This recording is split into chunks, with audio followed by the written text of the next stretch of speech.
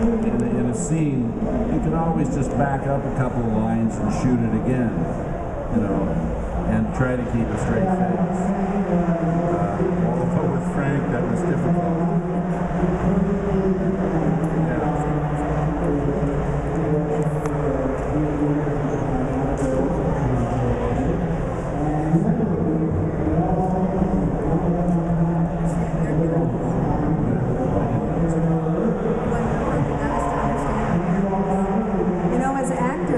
We take on a role and it becomes part of us, and so when the writer explains the character to us, then we also make it our own and find things about it. And it's kind of like, if you ever want to be an actor, it's kind of a schizophrenic life. You're part you and part your character, especially if you do a series. What you do as an actor in part is imagine yourself in those surroundings, that's actually happening to you. And your response then can be genuine because it's you responding. That's why there's a famous axiom that says that acting is living truthfully in imaginary circumstances. That everything that's going on is imagined, is imaginary, but your response to it is honest, is truthful. I don't know your name. What's your name?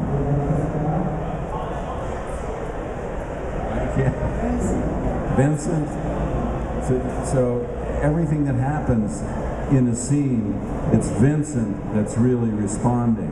That's why when someone says, how much of you is the character, well, you don't really know. It's an indecipherable line. You know, you don't know where the character ends and you begin. I'm sorry I couldn't hear you. Anybody else?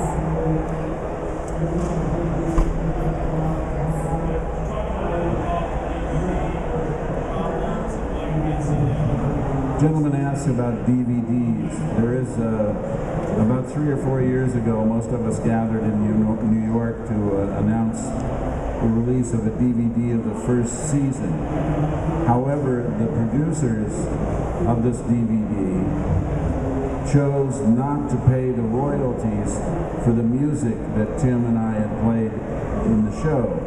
So it's all been replaced with sound-alike music, so they don't have to pay royalties to the artists and the songwriters. And it means that a lot of things that Venus Flytrap and Dr. Fever had to say about the music had to be excised, had to be cut, because it's not that music. And secondly,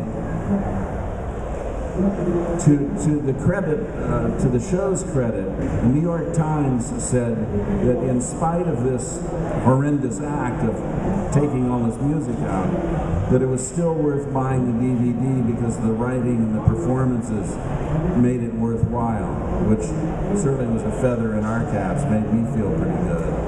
But I have to tell you, it's a whole different thing without the real music, because the real music was the 9th character of the show. Tim and I chose the music that we played very carefully, and we had a great sound man who could help us edit and just take little snips out, so we could have the right length of that a portion of the song that we wanted to use. But we tried to use the music to counterpoint what was going on in a scene, or to comment on it lyrically, or just add a rhythmic, melodic mood to the scene. So we spent a good deal of time figuring out what music we wanted to use, and having and we premiered a lot of pieces that went on to become hits. But to look at a show, for me, I can't look at that DVD. I can't look at it with the music gone, because it was such an integral part of the show.